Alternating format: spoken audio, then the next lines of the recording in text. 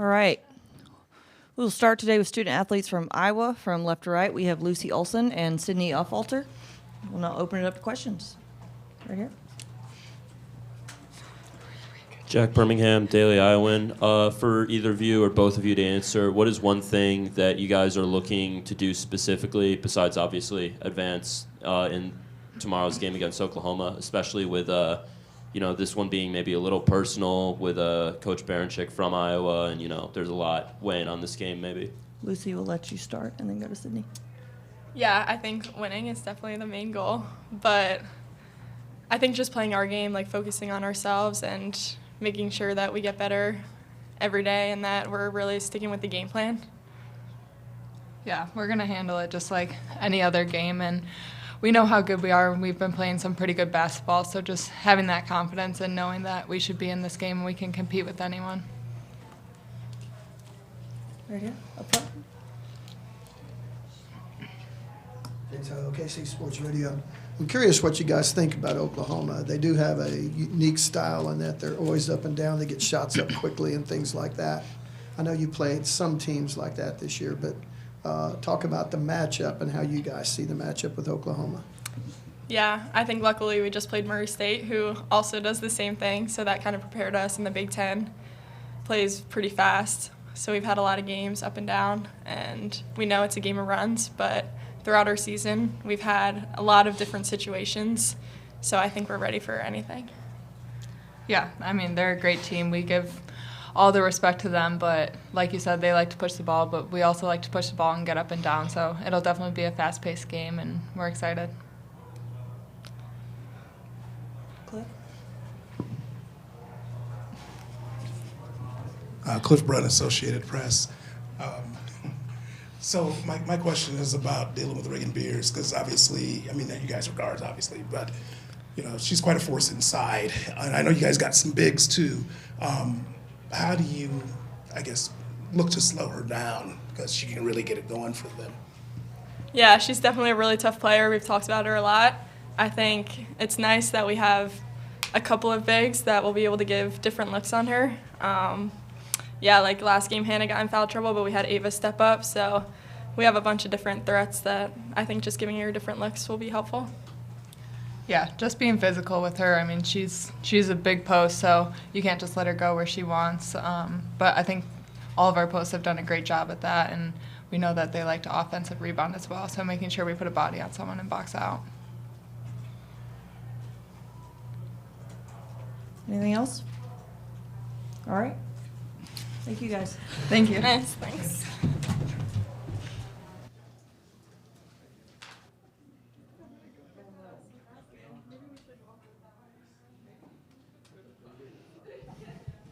Quick.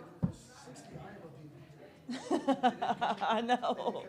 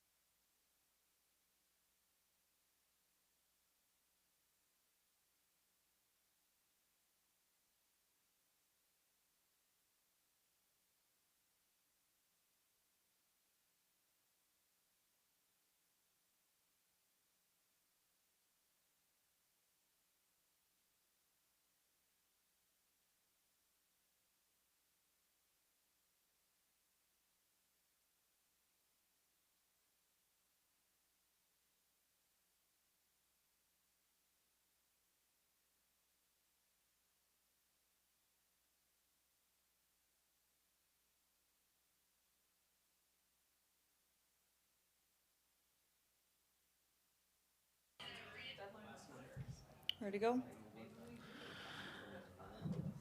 All right, we'll get started here shortly. A couple announcements before we bring in Coach.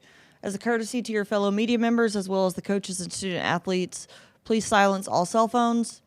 Please provide your name and media affiliation each time you ask a question.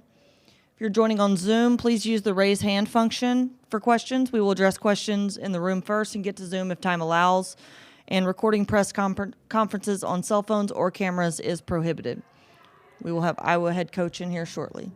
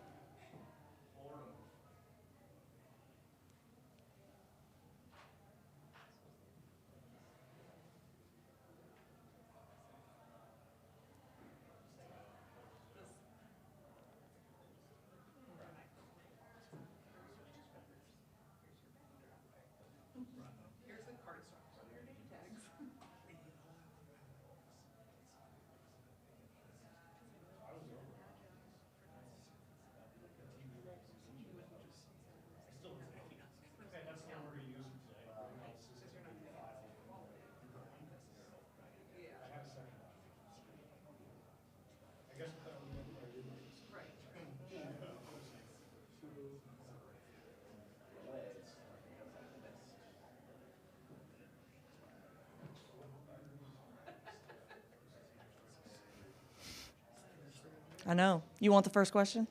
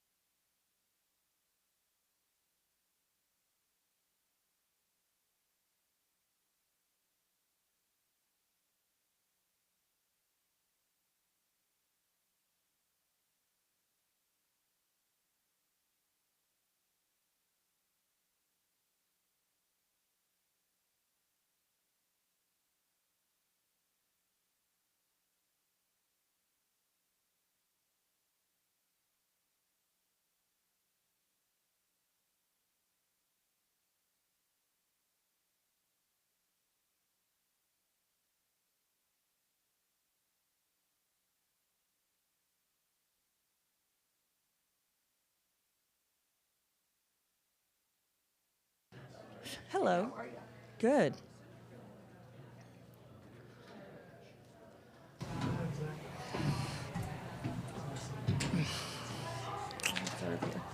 All right, we're now joined by the head coach from Iowa, and we'll open it up to questions for head coach Jensen, right up front. Jack Birmingham, Daily Iowan. Obviously, and I've asked Oklahoma's coach about this as well, this game's going to be probably like a good way, but a little bit personal. You've got a program veteran in her own right now coaching the opposing team for a chance to go to the Sweet 16. She said, obviously, all great things about you, the Iowa program. I'd assume it's mutual, but I don't know what's kind of going through your mind as you know, this is probably going to be the most like close to home matchup that you guys have played this year, except maybe Drake. So what does it feel like? Well, I think one thing that's interesting is like Jenny and I aren't playing one-on-one, right? I think there's a lot of questions about, I'm not going to say who'd win if we played one-on-one. I still got something in my bag, Jenny. Just tell her that. But I think, I think that's part of the storyline of, seems like the NCAA always likes the storylines. But, I would prefer to be cheering for her, and I think she would be doing the same way, the same thing. You'd like to think, I believe in our, the teams that we've coached when I was part of Lisa Bluter's staff, and what I'm continuing, I hope, is like, we have that saying, once a Hawk, always a Hawk. And I believe that Jenny really feels that way. So I think she's proud of that, but she's also an amazing coach, right? Look at the success she's had. One of the most competitive, fiery, never going to back down kids that I've ever coached, right? So she's really good. She can separate all that. She's not a nostalgic or sentimentalist. She's just going to get after it and go. But with that saying, I think she's really proud that she's from Iowa. So I think the only thing is one of us is going to have a really fun moment, right? We're going to go to the Sweet 16, and that's great. But I think exactly what she said is that I would assume it's been good, and I think it's accurate. That's the only drawback is we both would have rather been there, right? But when the ball goes up, it's been a long time since she's been in an Iowa Hawkeye uniform, right? So I think it'll be, a really good game, and I think it'll be competitive, hopefully. They got a lot of size I got to contend with, but we'll get to that later. But I'm really proud of her. All of our former players, whether they're a doc right now or they're in law or whatever, it's fun to watch them grow and succeed. And so it's Lisa Bluter would feel the same way. It's really cool. So you always have those bonds that are established when you get to coach these amazing young women, and she's certainly a shining star. Right here. James Hale, MK Sports Radio. I've watched you guys play quite a bit. The Sooners' style of play, I'm curious. Talk about that because we're going to talk about their size. They do have great size, yet they love to get up and down the court too. So talk about this matchup. Yeah, well, Jenny, she's always liked to score a lot of points, right? And we typically do as well. But her pace of play is number one in the country. She's going to go, and she's got everybody on the floor can usually pull it and shoot a three at a pretty good percentage. And she has, bigs that can do that too. And that's always harder when you got a couple of her bigs that can stop and hit a trail three, or if you decide not to guard them. They're able to hit it if, they get on. Even, Reagan is one of those, Beers. So that's one thing, their system, they play really, really fast. And then she's added some really good portal pieces, right? Beers, I recruited the heck out of Beers at high school and then tried to get her in the portal. But then Jonas came along with her, and then Peyton Verhulst tried the first time when she went to Louisville, right? So added those two. Peyton plays really fast. She's one of my all-time favorite kids I recruited. So those, along with the great players that other ones I just don't know as well, I didn't recruit them. So it's really hard because if you give them this much room, any position, they're going to pull it. And when they're on, and I thought yesterday's game was an example of that. Their first game, maybe they didn't hit as well, or Florida Gulf Coast was, keeping it close. And then after 7 points in about 2 minutes, it was like 30. They're just so explosive. And they're explosive with size. And that's a really hard guard. And not just one player with size, one young woman with size. Reagan, kid off the bench. We did recruit Colleton, just big, So it'll be a big challenge, but we'll be giving it our best shot. Just happy I got the shot. Cliff. Yeah, Cliff Brunt, Associated Press. Yeah. You mentioned Reagan Beers. A lot of times she'll go against a team and they won't have anybody with the size to deal with her. You guys have several. You got a couple of 6'4s, a 6'2 that's very active. Your thoughts on that matchup and what you have to counter her? Yeah, I think I was, hadn't watched her in person since high school, then just when she was at Oregon State, watched and kind of would have been great, right? And then seeing her in person yesterday, it's like with all of your centers, especially when you don't have a body, she's going to really have their way down low. But even with size, like if we put Addie O'Grady in there, she's just so good at splitting you in the middle of the paint. And when she pivots, if she gets it, anywhere from that where that SEC logo is on the floor up to that charge circle, it's money. It doesn't matter. You could have three hanging on her, right? She's just so strong, and she just owns that area. So there's just different, ways that we're, trying to. I don't think there's anything new that she hasn't seen, right? That the SEC hasn't thrown at her. So you just probably try to limit touches. I've always liked that we've had three centers, with O'Grady, Hayden, and Stalkey. They play different ways, but none of them are even remotely close in size to her.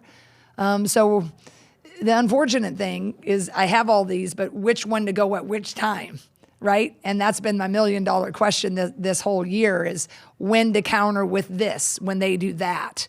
And I'm still kind of watching some film and trying to figure out, what that might look like if she gets on a tear. Who I might switch out. I'm not trying to hide anything from them. I got to keep watching to see at what points in time it might be best to go with Hayden versus O'Grady. Go up front. Ryan Aber from the Oklahoman. Jen, you touched on Jenny there. What do you remember about her as a recruit and as a player, especially that transition from Drake to Iowa? Yeah, we recruited her really hard. We were at Drake at the time when she was a senior, so rising senior. And then she chose to go to Iowa, but then our coaching staff got the job at Iowa. So I remember one of my first calls was like, hello, we get to coach you anyway, But we had a great rapport. She just was, I think she would tell you that. I think, enjoyed the Drake program. We were successful at the time, but just had her heart set on a Big Ten in Iowa. And so we moved over, and that freshman year, Randy Peterson-Henderson, my new coach on staff, she was a senior, and Jenny was her freshman. So they were a really good combination of 5'4". Jenny was the 4 position, and Randy was the 5. And Iowa had struggled a couple of years before, and we won the Big Ten tournament that year. And so Randy Peterson-Henderson did a great job leading that group, and Jenny was this just competitive, fiery freshman that was the perfect person to just help turn that thing. And I just remember her fight, and it's been no surprise, if you watch her, she's got that fight on the sideline, and she's going to go, and she's going to, attack anything that she feels is worth doing. She's going to give it everything she's got. So I just remember that about her. Never would back down. Nothing was ever undoable. And I think that thought process has always served her really well. Yeah. Stay up front. Ryan Chapman, seriously on the side. You mentioned talking about Reagan with trying to just limit touches. How hard is that with Jenny's style of she's not afraid to pull the bigs out, like I kind of mentioned, and get everyone the ball in any spot? It is hard. I mean, and I'm not trying to undersell and over-deliver. I mean, everybody in the SEC or they've faced before. It's just when you're going that fast and you're trying to make transition, you're locating, right? You got to locate where Verhulst is because she'll stop and pull it right inside the March Madness logo, right? And then she can hezzy and go in on you. And then you have 4s. The 4s can shoot. Williams can post up like as strong per capita of weight or inches as Beers. So you got to be careful on her coming down in transition and just whipping and posting up your guard. I haven't watched all the teams in the SEC, but to have like a 3 position, a 4 position, and a 5 position that are all posting, in my opinion, as strong as anybody in the country, that's what makes them so hard. Because you kind of have to help sometimes on Williams when she's posting up.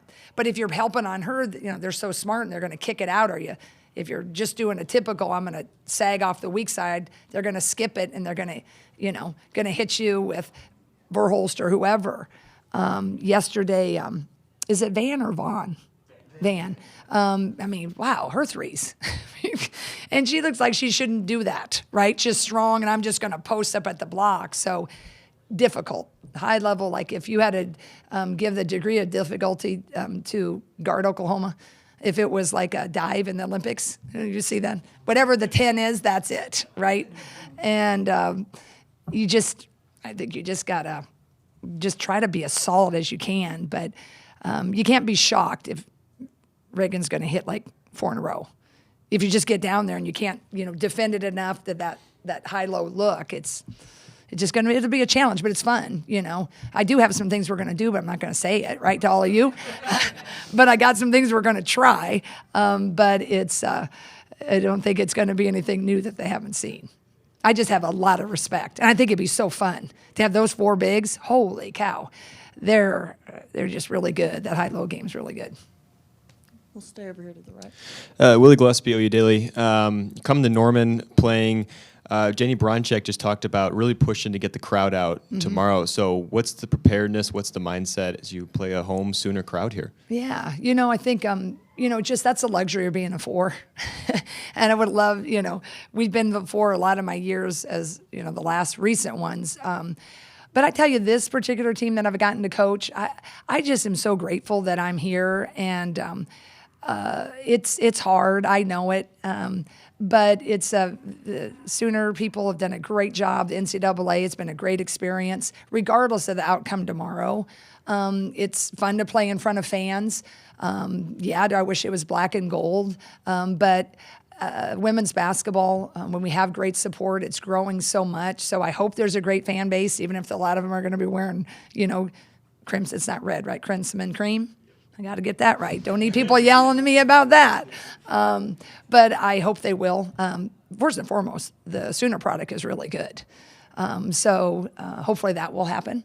But yeah, everybody asks me, oh, do you wish you were at home? Well, yeah.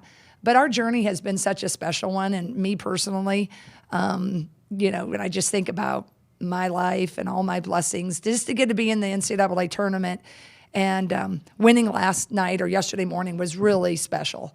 I'm glad we had that locker room, and it'd be great to have another locker room. But man, I'm happy to be here, and I hope they do come out if they listen to Jenny's call. We'll do the last one to Cliff over there. Cliff Brown, Associated Press. So first of all, I saw your stats in high school, and wow, like Never met a shot I didn't like. We all had our roles. I had a fun role. But you've seen the game from there in Iowa and the 6-on-6 all the way to Caitlin Clark last year, and now being in the position you're in. With that being said, the sport's at an unprecedented point right now. Parity, people staying home, different things like that. What do you think about the possibility of this tournament expanding? Is it in the right place right now, or is it something that you see possibly being a good thing to grow from a number standpoint? Yeah. I think that's, I appreciate you mentioning the Iowa history. If you were ever coming to my office, my grandmother was the Hall of Fame MVP of the 1921 state tournament in Iowa. And I have her ball, the ball they used, and I have the little trophy she got, and I have it stacked with some of our Final Four memorabilia from 2023 and 2024. And so my wonder and my amazement from, she got to have that experience in 1921, and Iowa's always been pretty proactive when it comes to women's basketball. Oklahoma has too. They've been one of them, real supportive. But I just think my ride has been amazing because I had a grandmother that played and was kind of a pioneer, and then I kind of followed in her footsteps. And then, I've gotten to be part of 2 ground zeros with Caitlin Clark and the ascension of when the NIL started, and then to have a player like Caitlin. No one really had that at that particular moment of what Caitlin did. And now I'm in the Rev Share ground zero, right? So being at this place in time, I don't know. None of us know exactly how we're going to all do that, right? But to be able to be part of that and trying to figure it out, I think is another cool blessing. And so as I'm looking at the men's regionals that they've played, right, they haven't always been totally sold out either, some of them. And I think sometimes we look and we're like, oh, gosh, always, what the guys are doing. I wonder if you ever flip it back, like what would it be like? There'd be holy heck to pay if we made the men go do this. If we were going to have the men play at a home site, right? Because it's always the money. We can't do it. No one would watch if the women do it. But some of those regionals, you might even spike it if you did it for that, right? So now it's interesting. There's more money. Now, much has been said about, since the COVID year when Sedona Price showed the weight room, all the things, and now it's pretty marketable. And then Caitlin and company blew it out of the water, what could happen if you invested in women's sports. So to your question, I don't know. It depends. It depends. Our market's pretty on fire. How blessed am I? Our fan base held and sold out again, right? So I think it'd be an interesting study of the regionals, or where the men, and I didn't watch much of the men. I just saw a couple of those early ones where I didn't see a whole lot of sellout fans those first rounds. So I don't know which question should be asked. Is this the model that creates that excitement when you're playing at home and there's a buzz always? Or should we always be pushing, should a road to a national title really go through a home court? I don't know. That's where we are now. So I just think it's really interesting. But I'd kind of like to see some feasibility studies or fictitious numbers on what projections of the men's flipping it the other way, and see what those dollars would be, and what the crowd support would be. But then you probably can't really equal it, because Oklahoma's tickets are $13 a ticket. I'm pretty sure at those regionals it's not $13 a ticket at wherever, Dayton, Cleveland, or whoever. That's all I got for you, my little non-educated guess of whatever would be. But I find it fascinating. I would love it if women's sports could keep growing. And I'm going to be working on doing my part to continue it. All right. Thanks for covering us. Thank you. We appreciate you. All right, a couple reminders. Hammond Communications will post a recording of this press conference in the NCAA Digital Media Hub at ncaa.veritone.com. Transcripts are provided by ASAP and will be posted shortly. Thank you for joining us. See you. Thank you. Absolutely.